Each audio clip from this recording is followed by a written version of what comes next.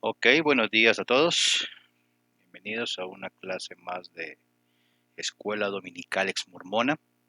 Aquí les habla Mauricio, mejor conocido como Mahmoud Abdel Nafi. Bien, hoy vamos a hablar, en la clase de hoy, vamos a revisar los capítulos de Mormón 7 al 9. Ok, voy dándoles un repaso y la verdad este es uno de los capítulos más doctrinales de la doctrina mormona, valga la redundancia. O sea, vamos a mirar varios temas que digamos podrían ser un buen tema de discusión para aquellos que conocemos de libros sagrados, que hayamos leído por lo menos la Biblia completa. Bien, vamos a empezar con algo que nos dice el manual. Y dice lo siguiente, y es una pregunta, ¿no? Dice, una manera de comenzar un análisis sobre el gran valor que tiene el libro de Mormón consiste en hablar de cómo determinamos el valor de un objeto. ¿De qué forma el hecho de saber el valor de algo cambia la manera en que lo utilizamos? Bueno, entonces inicialmente la idea de la clase, si la viéramos en este momento en cualquier reunión de la iglesia, es el valor del libro de Mormón. El valor del libro de Mormón para cualquiera que se autoperciba como santo de los últimos días. Vamos a mirar inicialmente, para contestar esta pregunta, vamos a mirar Mormón capítulo 8 versículos 12 al 22. Y dice así, y quien reciba esta historia y no la condene por las imperfecciones que hay en ella, tal persona sabrá de cosas mayores que estas. He aquí, soy Moroni, y si fuera posible os daría a conocer todas las cosas. He aquí ceso de hablar concerniente a este pueblo. Soy hijo de Mormón, y mi padre era descendiente de Nefi. Y soy el mismo que esconde esta historia para los fines del Señor, mas las planchas en que se halla no tienen ningún valor, por causa del mandamiento del Señor. Porque él ciertamente dice que nadie las obtendrá para lucrar. Mas la historia que contienen es de gran valor, y aquel que la saque a luz, el Señor lo bendecirá. Porque nadie puede tener el poder para sacar la luz salvo que le sea dado de Dios. Porque Dios dispone que se haga con la mira puesta únicamente en la gloria de Dios, o para el beneficio del antiguo y por tan largo tiempo dispersado pueblo del convenio del Señor. Y bendito sea aquel que saque esto a luz, porque se sacará de las tinieblas a la luz, según la palabra de Dios. Sí, será sacado de la tierra, y brillará de entre las tinieblas, y llegará al conocimiento del pueblo, y se realizará por el poder de Dios. Y si hay errores, son errores del hombre, mas he aquí no sabemos que hay errores. No obstante, Dios sabe todas las cosas. Por tanto, cuídese aquel que condene, no sea que corra peligro del fuego del infierno. Y el que diga, mostradme o seréis heridos, cuídese, no sea que mande lo que el Señor ha prohibido. Porque aquí el que precipitadamente juzgue, precipitadamente será también juzgado, pues según sus obras será su paga. Por tanto, aquel que hiera será a su vez herido del Señor. He aquí lo que dicen las Escrituras. El hombre no herirá ni tampoco juzgará, porque el juicio es mío, dice el Señor, y la venganza es mía también, y yo pagaré. Y el que respire iras y contiendas contra la obra del Señor y contra el pueblo del convenio del Señor, que es la casa de Israel, y diga, destruiremos la obra del Señor y el Señor no se acordará del convenio que ha hecho con la casa de Israel, tal persona está en peligro de ser talada y arrojada al fuego. Porque los eternos designios del Señor han de seguir adelante, hasta que se cumplan todas sus promesas. Muy bien. Esto es lo que dice Mormón capítulo 8 versículos 12 al 22. Cuando uno se pone a mirar esta primera parte, aquí podemos ver un revuelto de varias cosas. Y es un revuelto bastante interesante porque, dicho en palabras sencillas, son la base del sionismo. Es decir, aquella doctrina, como lo hemos visto últimamente, es aquella doctrina, aquella creencia religiosa que enseña que Dios tiene un pueblo que lo estima sobremanera por la raza de la que es. No por su obediencia, no por su rectitud, no por su sumisión a Él, sino porque son una raza elegida. Entonces, partiendo de ese punto, vamos a empezar a mirar nuevamente estos versículos. Y es una cosa interesante cuando empieza aquí el personaje Moroni a hablar de imperfecciones. Vamos a mirar parte por parte. Dice, quien reciba esta historia y no la condene por las imperfecciones que haya en ella. A ver, vamos a mirar una cosa. Cuando Dios, el Ser Supremo, hace algo, lo hace perfecto. ¿Sí? Nomás miremos la creación, las plantas, los animales, los planetas, las órbitas en las que giran, los átomos, los electrones en la manera que giran, todas las partículas subatómicas. Miremos nuestro cuerpo físico, nuestro cuerpo humano. Es perfecto. ¿Sí? Cada cosa, ahí sí parafraseo Doctrina y Convenios, que dice cada cosa en su sazón, cada hierba en su sazón, cada punto en su sazón. ¿Sí? Entonces, la primera cosa que Moroni, el personaje Moroni aquí en este capítulo dice quien reciba esta historia y no la condene por las imperfecciones que haya en ella. Bueno, entonces la primera pregunta que tenemos que hacernos nosotros es, ¿a qué se refería con imperfecciones? ¿Será que está hablando de las imperfecciones de la traducción? Porque si recordamos un poquito historia patria, el libro de Mormón tiene más o menos, dicen los sabios y expertos, más de 4.000 correcciones. 4.000 correcciones en la traducción. ¿Sí? Si nosotros tenemos la oportunidad de ver el libro de Mormón, versión 1830, y lo comparamos con una última edición 2020, vamos a empezar a notar esos cambios. Y son cambios gravísimos, porque básicamente el primer libro de Mormón era una historia, digámoslo, cristiana, más o menos. ¿Sí? Con el paso del tiempo y a medida que las traducciones iban saliendo y en los diferentes idiomas iba saliendo, empezaron a hacerle cambios a ciertas palabras porque en ciertos idiomas esa palabra significaba otra cosa. ¿Sí? Entonces ya no estamos hablando simplemente de una mejora en la traducción, sino en una mejora, o entre comillas, una modificación de la enseñanza que el libro de Mormón da. Esa sería interesante la pregunta. ¿A qué imperfecciones se refiere? ¿Sí? Dice, soy Moroni, fuera posible os daría a conocer todas las cosas. Se siente un ser divino entonces este personaje Moroni, porque el único que puede dar a conocer todas las cosas es el Ser Supremo. Bien. Revisemos una parte interesante aquí, el versículo 14, cuando habla de que él esconde esta historia para los fines del Señor, ¿cierto? Dice, ciertamente dice que nadie las obtendrá para lucrar. Ok, se supone que el libro de Mormón cuando salió a luz no se hizo con el fin de hacer dinero. Bueno, aquí hay un poquito de historia patria que repasar. Todos recordamos, y podemos verlo en cualquiera de los sitios oficiales o extraoficiales de la iglesia, cuando el primer libro de Mormón salió, decía algo así en la portada: José Smith, autor y propietario. Pues algunos alegan que esto se hacía debido a a los derechos de publicación que tenía una obra. Pero es curioso que con la Biblia no dice lo mismo. O sea, aún en esa época cuando se imprimían Biblias, no decía tal persona autor y propietario. ¿Sí? Sin embargo, José Smith, cuando imprime su primer libro de Mormón, le coloca este nombre. Es decir, inicialmente, cuando uno empieza a mirar la evolución de la prédica de José Smith, él inicialmente saca un libro para venderlo.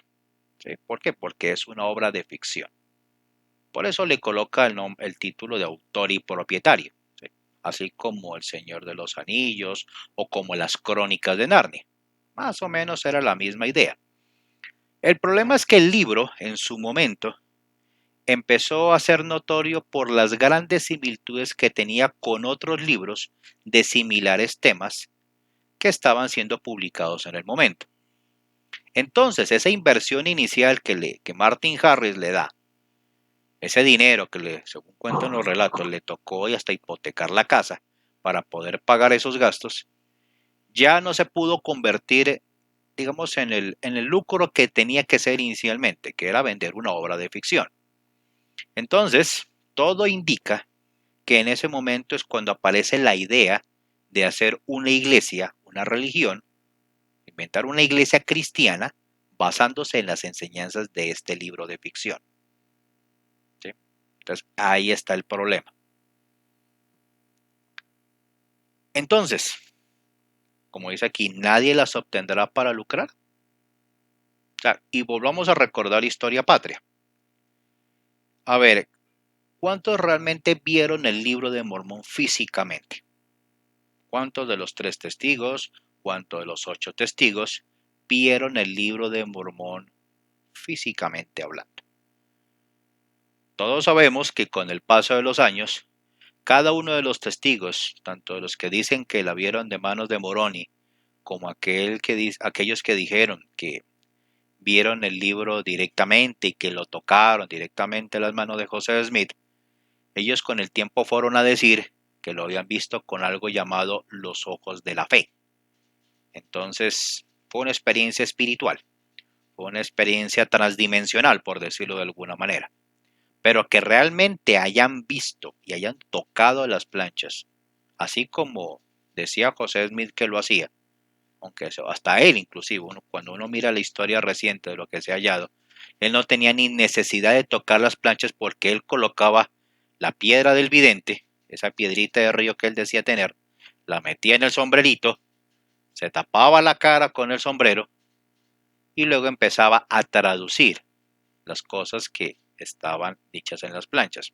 Es decir, que ni siquiera José Smith, dado estas circunstancias, ni siquiera José Smith tocó las láminas de las planchas de oro para poder guiarse y mirar los caracteres. ¿Sí? O sea, y esto es algo interesante porque es lo más reciente que ha salido de la historia de la iglesia. En mis tiempos de misionero, yo siempre me acuerdo que mostraba una lámina cuando José Smith estaba en un lado de la mesa, una cortina en medio, y al otro lado estaba Oliver Cowdery escribiendo lo que José Smith le decía. Pero cómo aparecía la imagen era muy clara. José Smith tenía las planchas de oro, con el dedito iba mirando los caracteres, él iba dictándole la traducción. Eso era lo que a mí como misionero me enseñaron y era como yo como misionero enseñaba a la gente. Ahora, que salgan con esta historia, ¿sí?, que es plenamente confirmada en los registros antiguos de la iglesia, ya da demasiado que pensar. Ahora, si miramos el 15, que esto ya de por sí es una redundancia, dice, nadie tiene el poder para sacarla a la luz, o sea, las planchas de oro, salvo que les sea dado de Dios. Ya sabemos que históricamente eso es más que discutible. Pero hay una cosa interesante del versículo 15. Dice que Él dispone que se haga, o sea, la revelación de las planchas de oro se hace únicamente en la gloria de Dios. Pero aquí hay una frase interesante. Dice, dispone que se haga con la mira puesta únicamente en la gloria de Dios o para el beneficio del antiguo y por tan largo tiempo dispersado pueblo del convenio del Señor.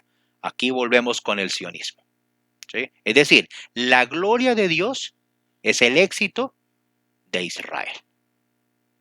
O sea, fíjense cómo se maneja el tema, ¿sí?, de una manera tan, digámoslo, tan subliminal, podríamos decirlo de esa manera. O sea, la gloria de Dios es directamente proporcional a el éxito de la casa de Israel. Es decir, es gracias a la gloria de Israel que la gloria de Dios puede manifestarse.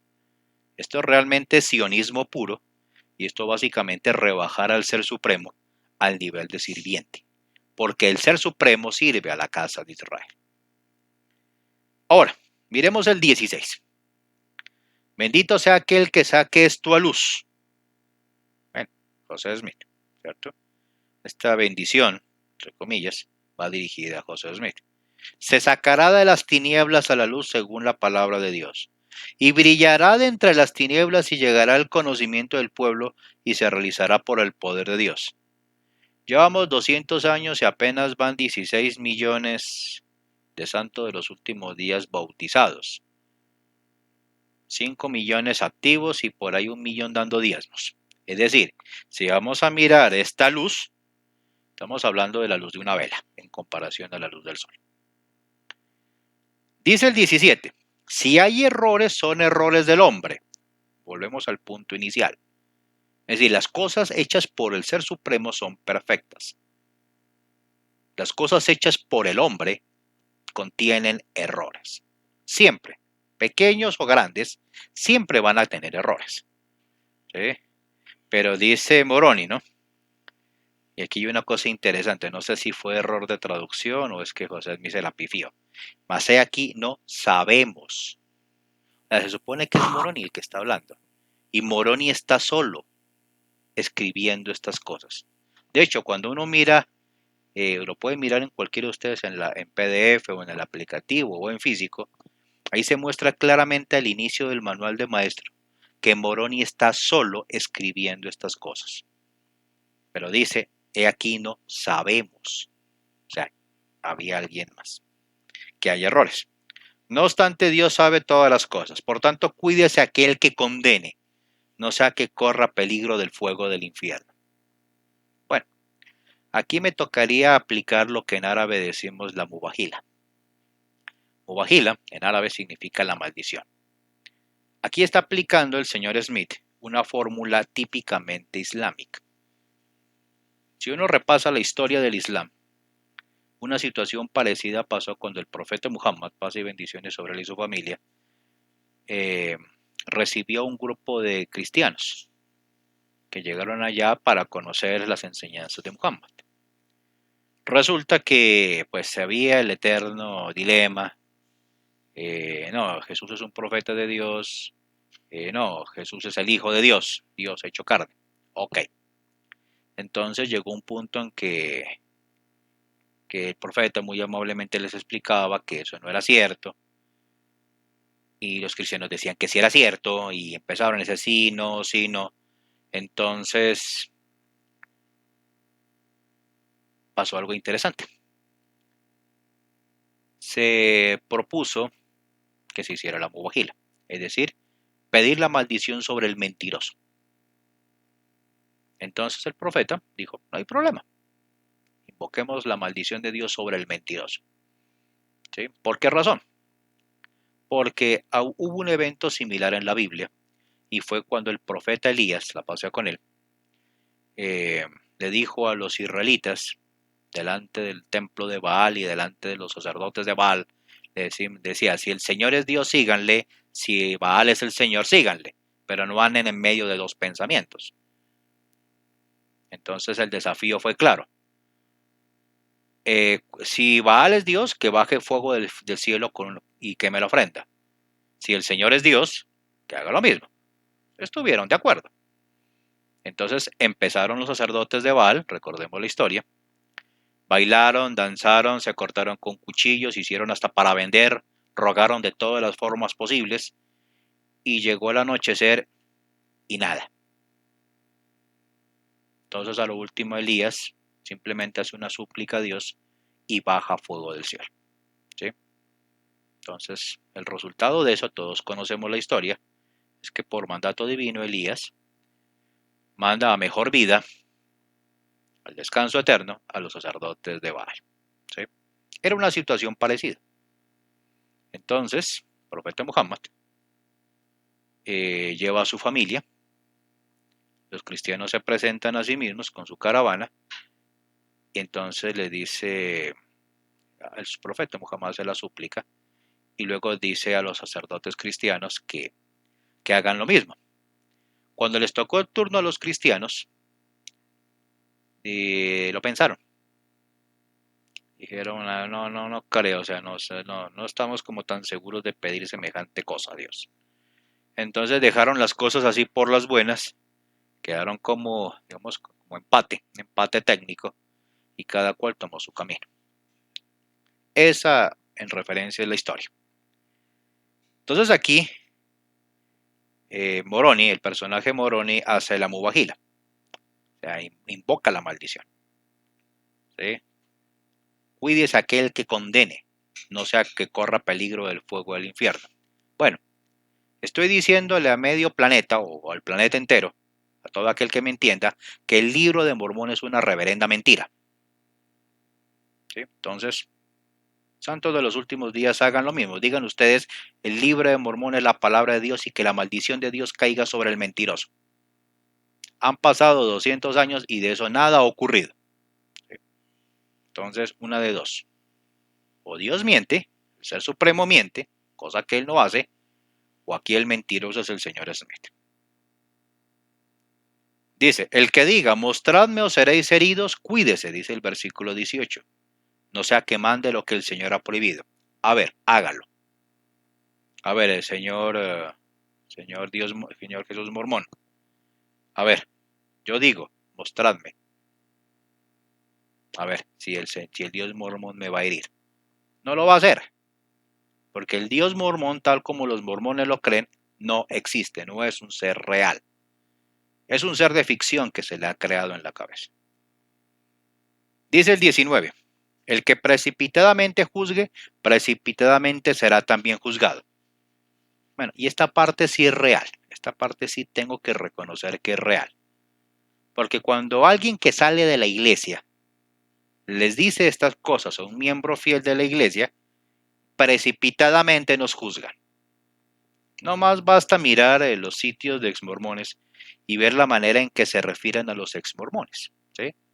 Y es una realidad. Precipitadamente los exmormones somos juzgados. ¿Sí? Ahora, según sus obras será su paga. Bueno, hasta ahora lo que se mira en la historia y lo que se mira en la realidad es que la gente que sale de la iglesia tiene mejores oportunidades de prosperar en este mundo y en el venidero que aquel que es un santo de los últimos días fiel. El santo de los últimos días fiel tiene que someterse a las 4 reglas. Repasémoslas. Ir a la capilla todos los domingos, pagar diezmos y ofrendas, tener un cargo y hacer ordenanzas en el templo. Si usted hace las 4 cositas, usted es un verdadero santo de los últimos días. No importa lo porquería y lo miserable y lo inútil que pueda hacer afuera. Pero si hace las 4, usted está bien delante del Señor. Dice el 20, el hombre no herirá ni tampoco juzgará. A ver un momentico. Repasemos los libros sagrados. Hay una frase muy clara en la Biblia, en el Antiguo Testamento, y lo dice de esta manera. Herida por herida, golpe por golpe, oreja por oreja, ojo por ojo, diente por diente. ¿Sí? Ese es un mandato que el Señor Dios de Israel le da a los israelitas. Entonces, ¿cómo así que es que el hombre no herirá ni tampoco juzgará? A ver, eso no está en las Escrituras. Jesucristo, la paz sea con él, cuando estuvo sobre la tierra, lo que hizo fue darle el sentido correcto a esa frase. Yo no puedo, como ser humano, ¿sí? Si me hieren, inmediatamente desbocarme y empezar a acabar con todo el mundo. ¿Sí? Por eso él lo decía. Si te pegan en una mejilla, pon la otra mejilla. ¿Sí? ¿Cuál es el problema entre judíos y cristianos? El problema es que mientras unos se van al extremo de decir toda cosa que me hagan, inmediatamente yo la contesto de manera brutal y contundente. Por el otro lado, unos dicen, si se me pegan, pues yo pongo la otra mejilla. ¿Sí? Si me pegan 10,000 veces, sigo poniendo la mejilla. Si me pegan 1,000,000 de veces, sigo poniendo la mejilla. Si me matan, sigo poniendo la mejilla. ¿Sí? O sea, se van a un extremo o al otro extremo. La idea es un punto medio. Y eso fue lo que Jesucristo enseñó. Por eso él mismo también dijo, no pasarán los cielos sin la tierra sin que una jota o una tilde de la ley se cumplan. Y ahí está el problema. ¿Sí? Entonces, eso de que el hombre no herirá ni tampoco juzgará, no está en ninguno de los libros sagrados del Antiguo o del Nuevo Testamento. Pero dice también, la venganza es mía y yo pagaré. Eso sí está escrito. Dice, el que respire ira y si contiendas contra la obra del Señor y contra el pueblo del convenio del Señor. O sea, vuelve y juega el sionismo. ¿Sí? O sea, la gloria de Israel es la gloria de Dios. ¿Sí? Y diga, destruiremos la obra del Señor y el Señor no se acordará del convenio. Tal persona será talada o estará en peligro de ser talada y arrojada al fuego. A verlo. Ahí sí como decía el apostador, pago por ver.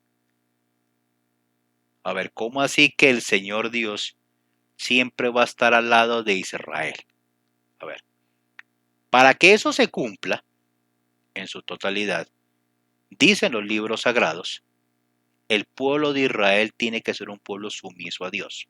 Eso no está ocurriendo. ¿Sí?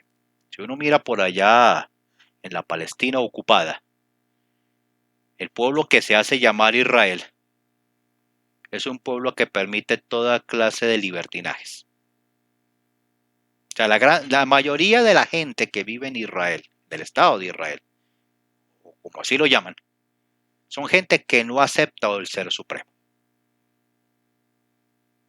Pero hay una cosa curiosa, y eso lo decía en algún momento Norman Finkelstein, siendo judío, y él decía, la mayoría de los judíos no cree que Dios existe, pero están seguros de que les dio Palestina. Eso ya lo había dicho en alguna ocasión. Entonces, a ver, uno se hace la pregunta, y ustedes mismos lo pueden revisar, busquen sitios, o sea, búsquenlo en internet, lean libros, ustedes se van a dar cuenta de eso. ¿Sí? Entonces, ¿cómo así de que los que no estamos de acuerdo con el sionismo seremos talados y arrojados al fuego? Pago por ver. Eso por ese lado. Continuemos. Hay una parte aquí, siguiendo con el tema. Dice lo siguiente el manual. Para ayudar a los miembros de la clase a darse cuenta de la manera en que el libro de Mormón y la Biblia se apoyan el uno al otro, podemos invitarlos a leer Mormón 7 del 8 al 10. Vamos a ver qué dice. Por tanto, arrepentíos y sed bautizados en el nombre de Jesús, y asíos al Evangelio de Cristo, que no solo en estos anales os será presentado, sino también en los anales que llegarán de los judíos a los gentiles, anales que vendrán de los gentiles a vosotros. Porque aquí se escriben estos con el fin de que creáis en aquellos. Y si creéis en aquellos, también creeréis en estos. Y si creéis en estos, sabréis concerniente a vuestros padres, y también las obras maravillosas que se efectuaron entre ellos por el poder de Dios. Y sabréis también que sois un resto de la descendencia de Jacob. Por tanto, sois contados entre los del pueblo del primer convenio. Y si es que creéis en Cristo y sois bautizados primero en el agua y después con fuego y con el Espíritu Santo, siguiendo el ejemplo de nuestro Salvador, de conformidad con lo que Él nos ha mandado, entonces os irá bien en el día del juicio. Amén. Bueno, ese amén yo se lo pongo en duda también. Revisemos bien este versículo. Y aquí aparece una contradicción. Póngale cuidado. Arrepentíos y sed bautizados en el nombre de Jesús, dice el versículo 8 de Mormón 7. Y asíos al Evangelio de Cristo. ¿Sí?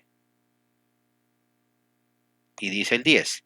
Y sabréis también que sois un resto de la descendencia de Jacob, por tanto, sois contados entre los del pueblo del primer convenio. Volvemos al tema de la casa de Israel. Pero hay una cosa bien interesante en estos versículos. A ver, aquel que no sea judío, que no sea israelita, pero desee estar dentro del pueblo elegido del Señor, se le aplica una norma, según esto, ¿cierto? Arrepentidos y bautizados en el nombre de Jesús. ¿Sí? Aquí vendríamos a la discusión clásica de los pentecostales. Si Jesús es Dios, entonces nos bautizamos en el nombre de Jesús. No en el nombre del Padre, del Hijo y del Espíritu Santo. Bueno, es una discusión, o sea, una discusión bizantina. Eso es como tratar de desatar el nudo gordiano con las manos. Pero bueno, para los que no somos judíos de linaje, judíos de raza, tenemos que arrepentirnos y bautizarnos. ¿Sí? Tenemos que seguir las normas divinas, tenemos que hacer lo que en la iglesia se nos enseñe, ¿sí? Porque eso es lo que dice el Jesús mormón, eso es lo que se debe de hacer. Si se dan cuenta, el judío está exento de esa norma.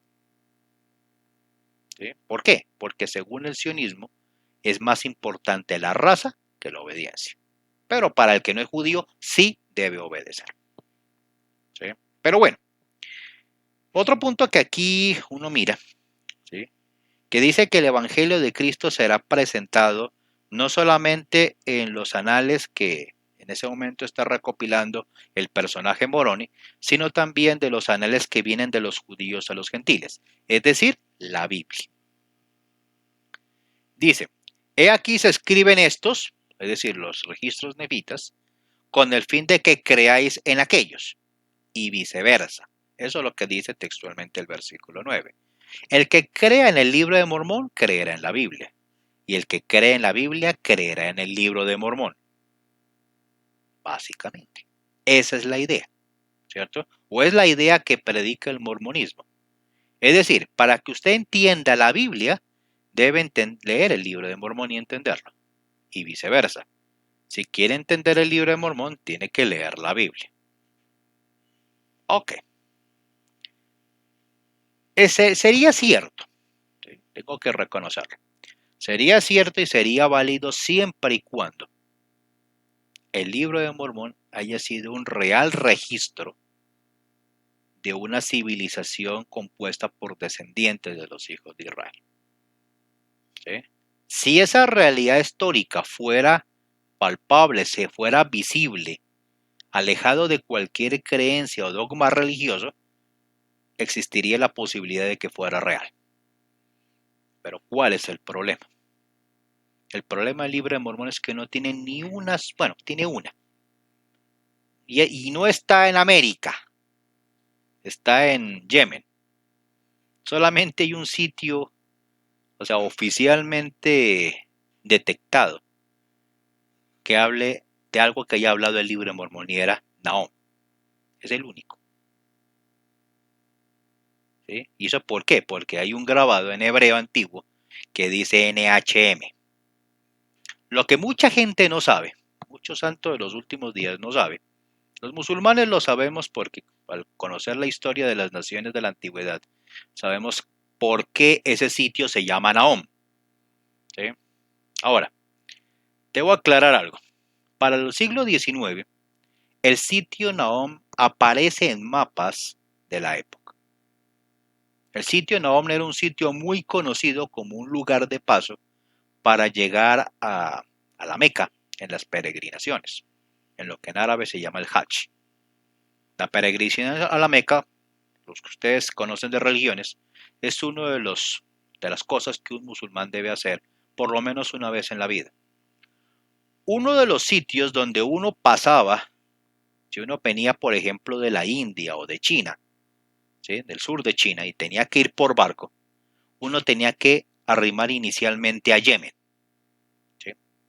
Y tenía que pasar por unas ciudades que ahorita en este momento están en ruinas, pero tenía que pasar forzosamente por Nahom o NHM.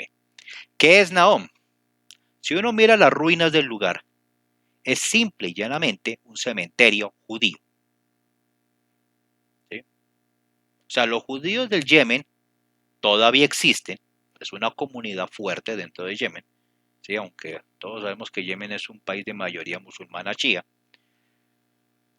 Los judíos del Yemen son de los pocos descendientes literales de las 12 tribus de Israel.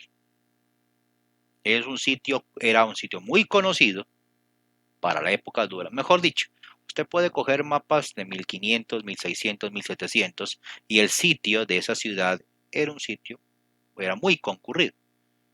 Por diferentes factores la ciudad se abandonó, el cementerio obviamente se abandonó. ¿Sí? Entonces, alguien como José Smith, básicamente un plagiador de historias, podía coger un mapa y decir Nahum existe y colocarlo como el lugar de sepultura de Ismael.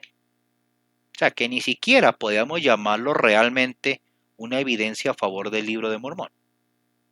Lo que hizo fue simplemente, y eso es lo que todo indica, que el sitio de Nahum lo cogió José Smith de un mapa antiguo.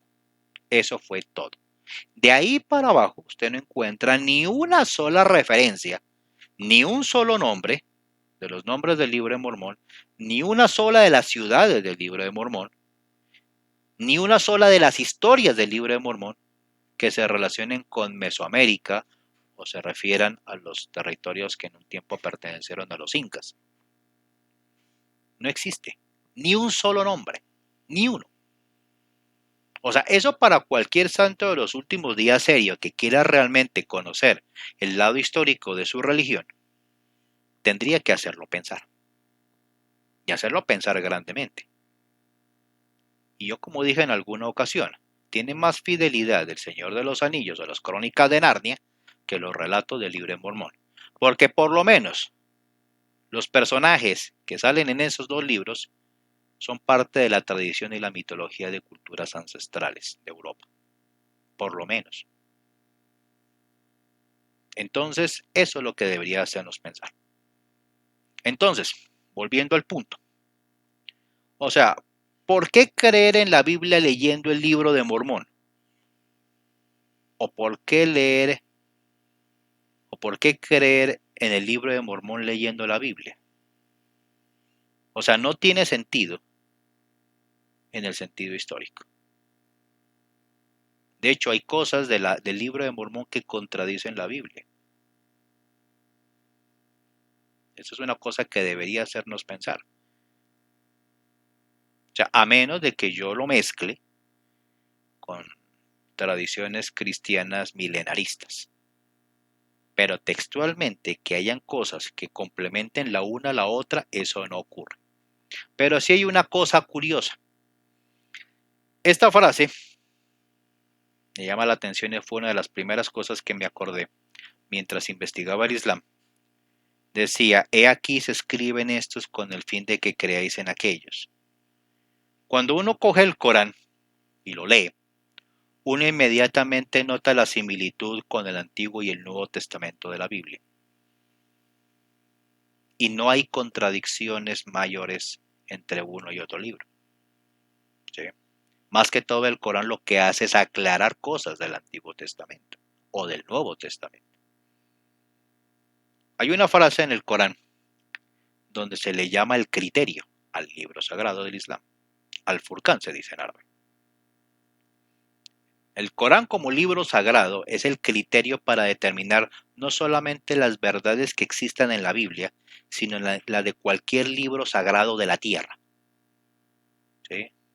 El Corán es el único libro donde usted puede buscar el ejemplar más antiguo que exista, o sea, el ejemplar de hace 14 siglos, y usted lo puede encontrar. Usted puede tomar su celular, ¿cierto? Bajar cualquier aplicativo del Corán, o mirarlo en página web o en libro en texto de papel, y compararlo con esos textos de hace 14 siglos, y puede ver que son exactamente iguales. Esa sí es una realidad histórica. Si no puede viajar a Rusia o a Tayikistán o Turkmenistán, donde están esas copias todavía de los primeros Coranes que se hicieron, tranquilamente usted va por internet, hay sitios oficiales, los museos, y puede verlos en fotografía. ¿Sí? ¿Qué es una diferencia con el libro de Mormón? Si cualquiera, o sea, y me pasaba a mí como misionero, o sea, a uno le tocaba, no sé, saltar matones. Porque varias personas me decían, bueno, ¿y dónde está el libro de Mormón, el original? ¿Dónde están las planchas de oro? No, se las llevó Moroni. Entonces a muchos investigadores le entraba la desconfianza. ¿Qué era lo que debías decir yo como misionero? Bien, el asunto, les decía yo a la gente, el asunto no es ver si el libro existe o no existe el original. ¿Por qué? Porque así aunque lo tuviéramos de frente, no podríamos leerlos, traducir los caracteres porque no conocemos los caracteres. ¿Sí? Es como nosotros, no sé, entrar al museo del Codex Sinaiticus en Israel y ver el Codex Sinaiticus. ¿Sí? ¿Quién de nosotros lee hebreo? Hebreo antiguo. O paleohebreo, como dicen los expertos. Ninguno, ¿cierto? Vemos un libro antiguo. ¿Sí? Entonces yo les decía a los investigadores, o sea, si nosotros viéramos egipcio reformado, ¿entenderíamos lo que dice ahí? No, porque es un idioma que no conocemos. Le explicaba yo a los investigadores que el libro de Mormón fue traducido de manera divina. ¿Sí? Y pues yo mostraba la imagencita que ustedes recordarán, ¿sí? Que les mencionaba anteriormente, los dos paisanos, José y Oliverio, sentados en la misma mesa con un velo en la mitad, el uno con las planchas y el otro con un papel y un lápiz, escribiendo lo que el otro le dictaba. Esa era la imagen que yo les mostraba a los investigadores. Yo me pregunto cómo hará un misionero del siglo XXI, año 2020, para explicarle a un investigador que haga esta pregunta, cuando muchos investigadores ya saben que José Smith tenía que usar el sombrero y la piedra y que nunca tocó las planchas. Es una diferencia grande, ¿sí? Por lo menos, cuando yo leo el Corán, puedo darme cuenta qué partes de la Biblia son verídicas y cuáles no. Cuando yo leo la Biblia me doy cuenta los defectos que como libro sagrado tiene la Biblia en comparación a la originalidad del Corán. En eso sí tiene sentido. Ahora, ¿por qué José Smith lo incluye? Muy sencillo. Porque José Smith en su momento, cuando él empieza a idear el mormonismo como una religión, él se basa en la doctrina islámica para montar su iglesia. ¿Sí? Entonces, esto que acabo de leerles aplicaría no con el libro de Mormón, sino aplicaría con el Corán, que como dije antes, podemos ver los originales, inclusive aquellos versículos del Corán que existen en pergamino, que existen en hueso, ¿sí? O sea, hay fragmentos del Corán que están en el objeto inicial donde fueron escritos. ¿Sí? O un mormón nunca va a encontrar las planchas de oro, porque se supone que están en el cielo. Entonces no tiene una base. Entonces ahí donde a uno como santo de los últimos días le tiene que decir al investigador es que tenemos que actuar por fe. Y ahí hay un error inmenso, porque ¿qué es fe? Si uno coge Hebreos 11.1, miremoslo a ver.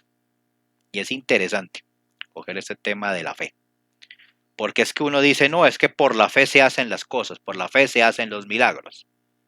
Ajá, o sea, se traduce fe como confianza, ¿sí? Pero fe no es confianza. Repasemos. Por ejemplo, si yo cojo la Biblia Valera, entonces miremos aquí en Hebreos 11.1, dice lo siguiente.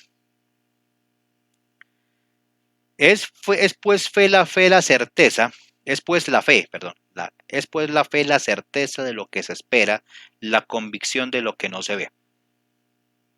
Eso lo dice la versión Valera, varias traducciones católicas. Es decir, fe es confianza en aquello que no veo. ¿Sí? Básicamente la gente lo entiende de esa manera. Más sin embargo, cuando yo tomo otra versión de la Biblia, vámonos por ejemplo a la traducción del Nuevo Mundo. Vamos aquí.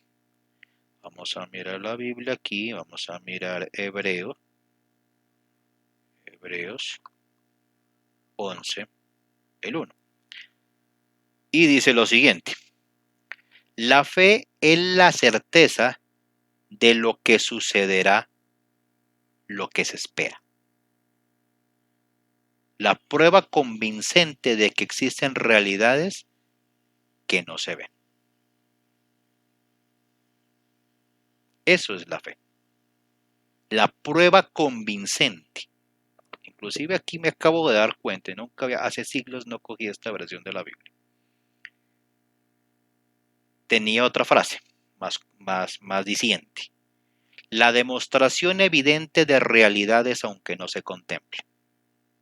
¿Sí?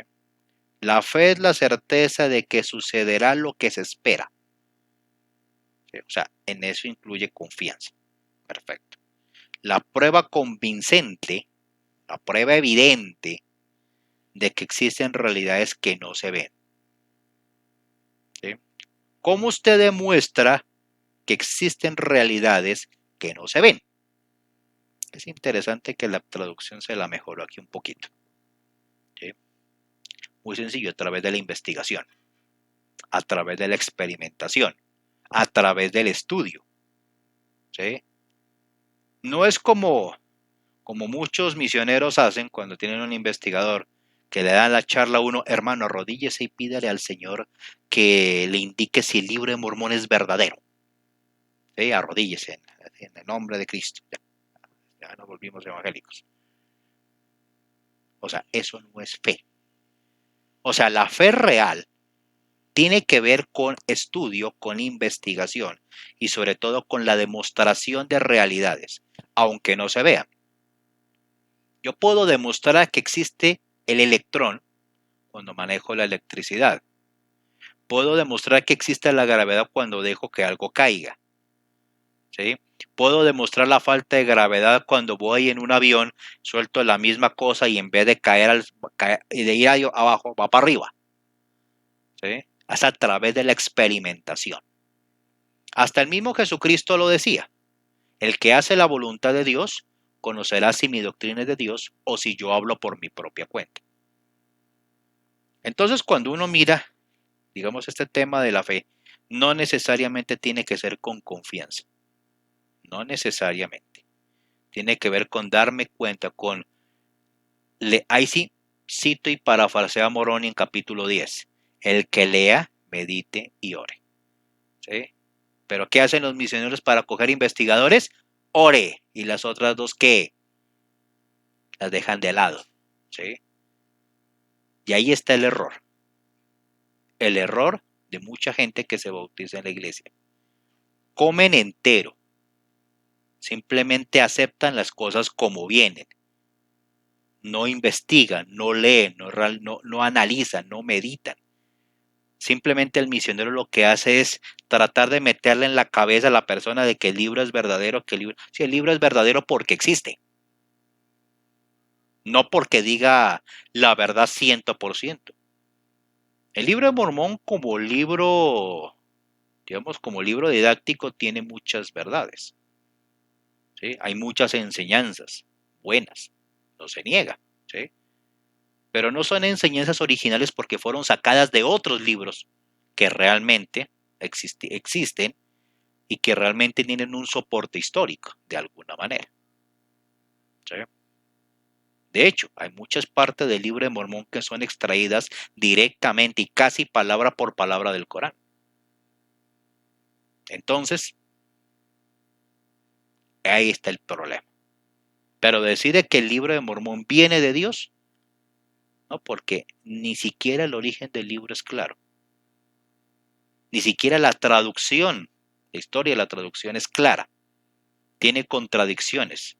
A lo que me enseñaron a mí desde 1987 hasta el 2020, la historia ya ha cambiado. O sea, no podemos confiar en un libro como el libro de Mormón como un libro de Dios. Es un libro de ficción, nada más. Ok. Sigamos entonces aquí. Y aquí hay otro temita en particular. Podemos ser fieles aun cuando estemos solos. Ya nos metimos a Mormón 8. Ya esto es otro tema y es interesante porque cuando uno lo analiza, digamos, dice sus ciertas verdades. El manual lo explica, digamos, hace esta introducción y dice así. Es probable que algunas personas de su clase se sientan solas en su afán por vivir el Evangelio. ¿Qué pueden aprender del ejemplo de Moroni que les pudiera ayudar? Entonces nos invitan a leer Mormón 8 del 1 al 11. Y dice lo siguiente. He aquí que yo, Moroni, doy fin al registro de mi padre mormón. He aquí no tengo sino pocas cosas que escribir, cosas que mi padre me ha mandado. Sucedió pues que tras la grande y tremenda batalla en Cumora, he aquí los lamanitas persiguieron a los nefitas que se habían escapado a las tierras del sur, hasta que todos fueron destruidos. Y mi padre también murió a manos de ellos, y yo quedo solo para escribir el triste relato de la destrucción de mi pueblo. Mas he aquí han desaparecido, y yo cumplo el mandamiento de mi padre, y no sé si me matarán o no. Por tanto escribiré y esconderé los anales en la tierra, y no importa a dónde yo vaya. He aquí mi padre ha preparado estos anales y ha escrito el objeto de ellos. He aquí yo también lo escribiría si tuviera espacio en las planchas, pero no lo tengo, y mineral no tengo, porque me hallo solo. Mi padre ha sido muerto en la batalla, y todos mis parientes, y no tengo amigos ni a dónde ir. ¿Y cuánto tiempo el Señor permitirá que yo viva? No lo sé. He aquí han pasado 400 años desde la venida de nuestro Señor y Salvador. He aquí los lamanitas han perseguido a mi pueblo, los nefitas, de ciudad en ciudad y de lugar en lugar, hasta que no existen ya. Y grande ha sido su caída. Sí, grande y asombrosa es la destrucción de mi pueblo, los nefitas. Y aquí es la mano del Señor lo que lo ha hecho. Y aquí también los lamanitas están en guerra unos contra otros, y toda la superficie de esta tierra es un ciclo continuo de asesinatos y de derramamiento de sangre, y nadie sabe el fin de la guerra. Y aquí no digo más de ellos, porque ya no hay sino lamanitas y ladrones que existen sobre la faz de la tierra. Y no hay quien conozca al verdadero Dios salvo los discípulos de Jesús, quienes permanecieron en la tierra hasta que la iniquidad de la gente fue tan grande que el Señor no les permitió permanecer con el pueblo. Y nadie sabe si están o no sobre la faz de la tierra. Mas he aquí mi Padre y yo los hemos visto, y ellos nos han ministrado. O sea, cuando uno mira este relato, o sea, uno como que se pone en el lugar del personaje Moroni. Y bueno, uno diría, ¿qué haría uno en esas circunstancias? Digamos, uno se imagina esa escena.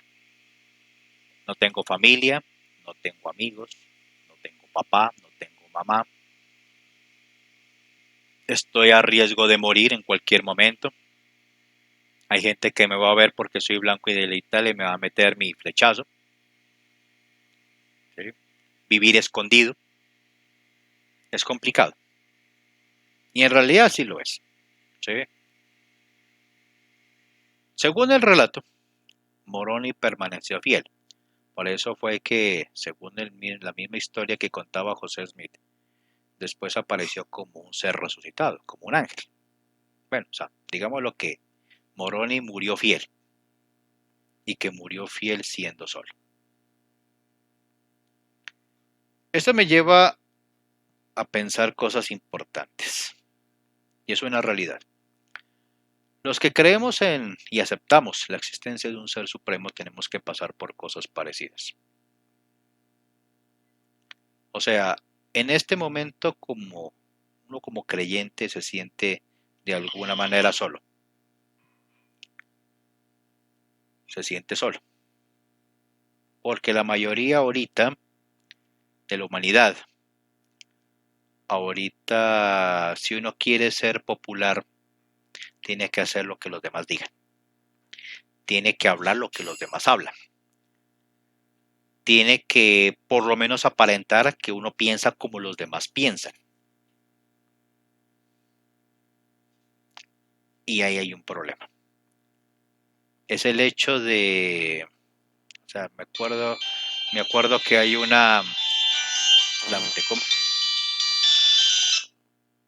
hay una historia, mejor dicho, es una canción, Es una canción muy antigua.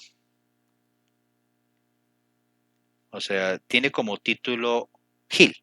Es una canción muy antigua. Voy a mirar a ver si la puedo encontrar aquí. Creo que la cantaba, si no estoy mal, Orlando Contreras. Vamos a buscarla, miremos un momentico.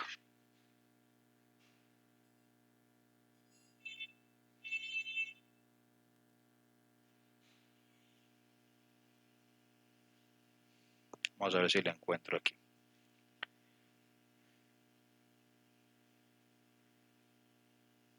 A ver. Denme un momentico aquí mientras la busco.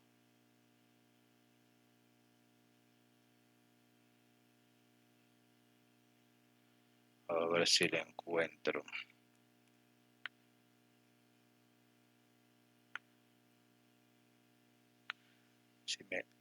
No recuerdo bien la canción. Denme un momentico. A ver, déjenme busco aquí.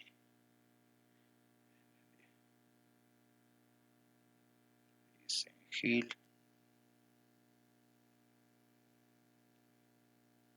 Canción. Vamos a ver si la encuentro.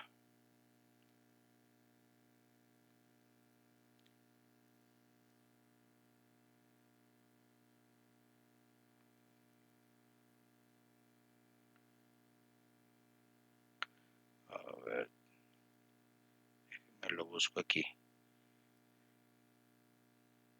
Te bauticen Gil. Te bauticen Gil. A ver si la encuentro. Ah, no, no era de Contreras.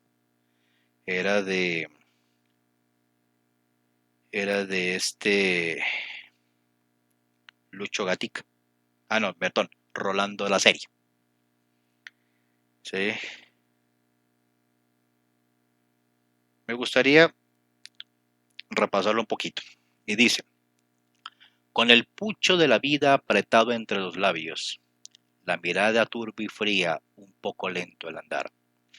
Dobló la esquina del barrio, curda ya de recuerdos. Como volcando un veneno, esto se le oyó cantar. Vieja calle de mi barrio donde he dado el primer paso. Vuelvo a vos cansado el mazo en mi inútil barajar.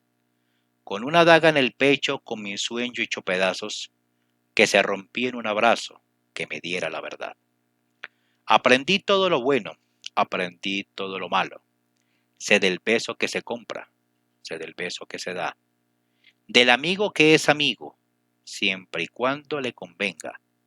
Y sé que con mucha plata uno vale mucho más. Aprendí que en esta vida hay que llorar si otros lloran. Y si la murga se ríe, ¡ja!, uno se debe reír. No pensar si equivocado, ¿para qué si igual se vive? Y además corres el riesgo que te bauticen Gil. La vez que quise ser bueno, en la cara se me rieron. Cuando grité una injusticia, la fuerza me hizo callar. La esperanza fue mi amante, el desengaño mi amigo. Cada carta tiene contra y cada contra se da. Hoy no creo ni en mí mismo. Todo es truco, todo es falso. Y aquel que está más alto es igual que a los demás. Por eso no he de extrañarte si alguna noche borracho me vieras pasar de brazo con quien no debo pasar. Aprendí todo lo bueno, aprendí todo lo malo. Sé del beso que se compra, sé del beso que se da. Del amigo que es amigo, siempre y cuando le convenga. Y sé que con mucha plata uno vale mucho más. Aprendí, aprendí que en esta vida hay que llorar si otros lloran. Y si la murga se ríe, uno se debe reír. No pensar si equivocado. ¿Para qué si igual se vive? Y además corres el riesgo de que te bauticen Gil. Es interesante esa canción y viene mucho el tema del manual. Porque eso es lo que le pasa a uno como ser humano cuando uno decide seguir a Dios mientras la mayoría te dice que no lo hagas. Si uno mira más adelante en el diccionario, ¿qué es un gil? Vamos a ver qué dice. Vamos a ver qué significa la palabra gil. A ver si la encuentro. Es un adjetivo y significa tonto o lelo. Es decir, si uno no piensa, si uno no dice lo que dicen los demás, uno es un tonto. O como dice la canción, uno es un gil. Entonces, eso me hace pensar lo que pasa en la actualidad. Y hay gente que no le gusta que hable de ciertos temas, ¿sí? En especial del tema de los LGBTI, vuelvo e insisto. Todos estos días he estado pensando sobre ese tema, ¿sí? Ahorita se volvió un dogma. Es cierto. O sea, hay situaciones donde se requiere una igualdad de derechos en ciertas situaciones con esta comunidad. Se lo había dicho alguien en algún comentario en la página de YouTube. Pero pensándolo bien, eso se hubiera podido resolver con una situación de herencia. Que simplemente era hacer eso, ¿sí? Pero es que los LGBTI están pidiendo demasiadas cosas ahora.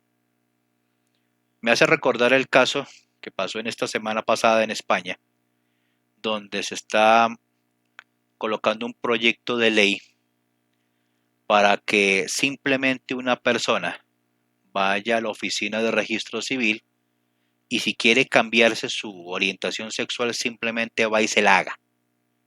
No importa si tiene cirugías, no importa si se ha hecho modificaciones, simplemente si yo digo, voy a la registraduría y digo, eh, mi sexo es mujer, aunque mi físico no lo parezca, el Estado está en la obligación de aceptarme ese deseo.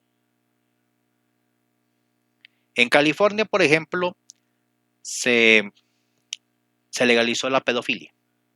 Es decir, si yo tengo una hija de 10 o 12 años y de pronto se enamora de un paisano de 40, de 45 años, de 30, de 20 años, ¿sí?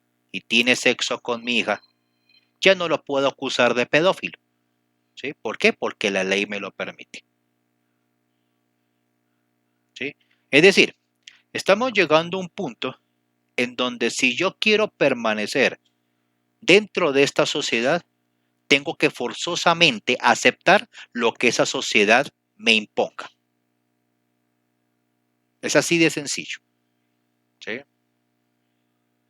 Si dicen que hay que legalizar la marihuana, pues si la mayoría lo acepta, yo tengo que aceptarlo, ¿sí?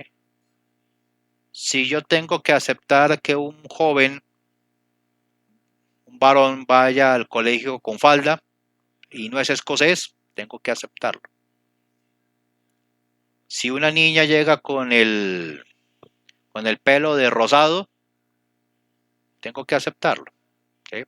Y se invoca algo que se llama libertad de expresión y libre desarrollo de la personalidad, ¿sí? Si un político roba, yo no puedo decir nada porque legalmente de pronto no robó. Si un político se roba las elecciones de un país y las leyes dicen que no lo hizo, pues tengo que aceptarlo y decir que no. Y así sucesivamente. Cuanta corrupción, cuanto delito, cuanto robo, tengo que aceptarlo, ¿sí? ¿Por qué? Porque la mayoría lo dice. Entonces, los que creemos en Dios, creemos en un ser supremo, vamos a tener ese problema. Y lo tenemos ahorita, ¿sí? Entonces, una pregunta que me surge es, ¿hasta qué punto es buena idea, como decía la canción, hasta qué punto es buena idea hay que llorar si otros lloran? ¿Hasta qué punto si la murga se ríe, uno debe reír? ¿Sí? ¿Hasta qué punto? O sea, soy consciente de algo que dice la canción. La vez que quise ser bueno, en la cara se me rieron.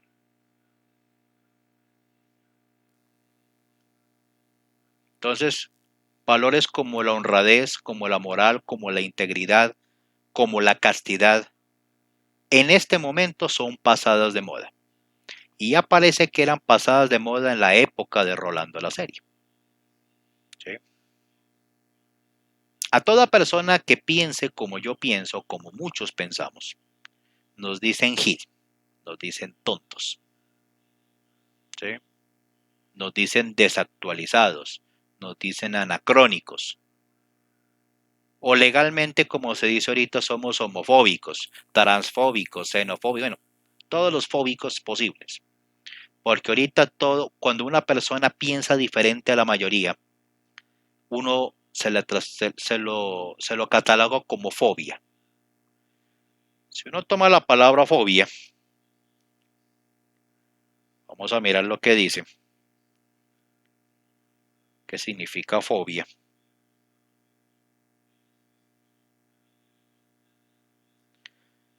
Se define como miedo irracional, obsesivo y angustioso hacia determinadas situaciones, cosas, personas, etc. O sea, miedo irracional.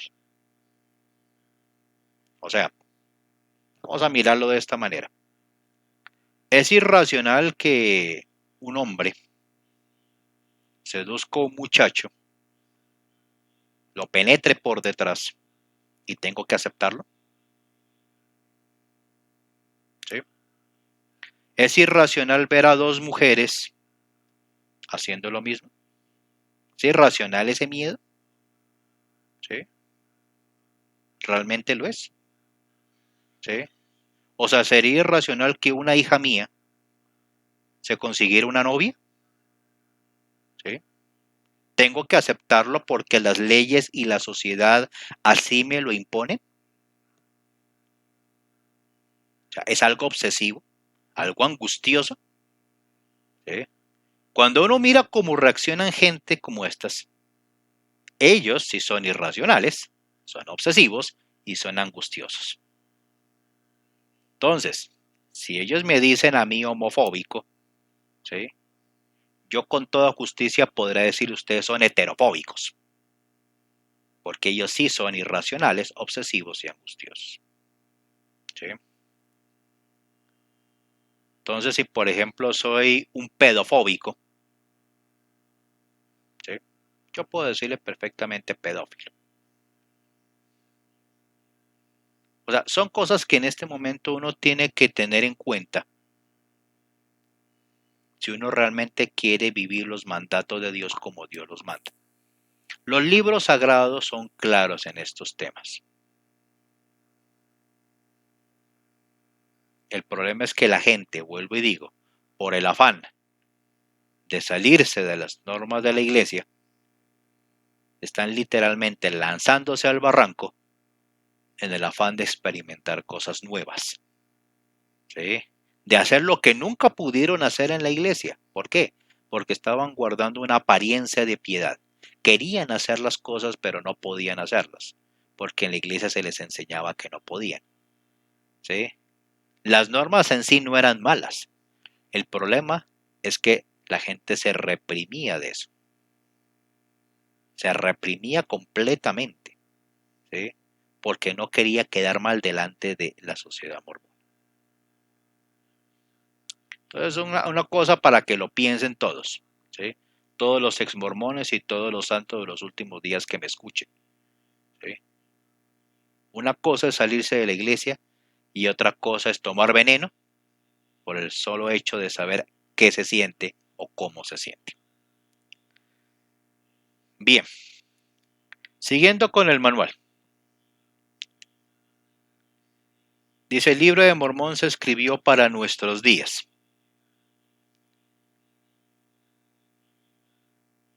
Aquí nos invita a que miremos una frase de Ezra Benson, que es interesante, ¿no? Dice, el libro de Mormón se escribió para nuestros días.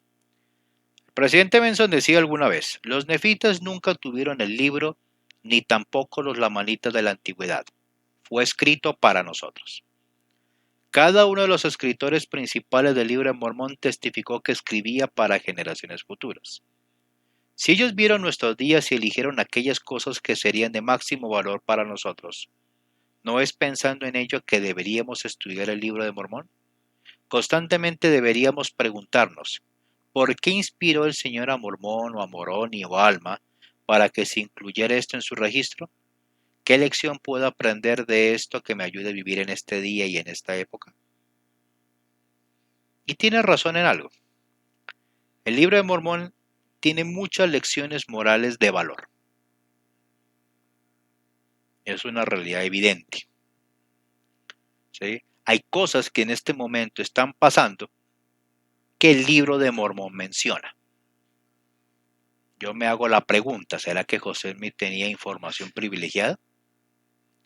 Si el libro de Mormón es un libro de ficción, ¿por qué tiene tantas verdades? Muy sencillo. José Smith tenía información privilegiada. Y esa información privilegiada es la que cualquier santo de los últimos días ve y dice, este libro es verídico. Y no es porque el libro sea verídico, es porque el libro te está diciendo verdades. Entonces, tengamos en cuenta en eso. ¿Sí? Y es una realidad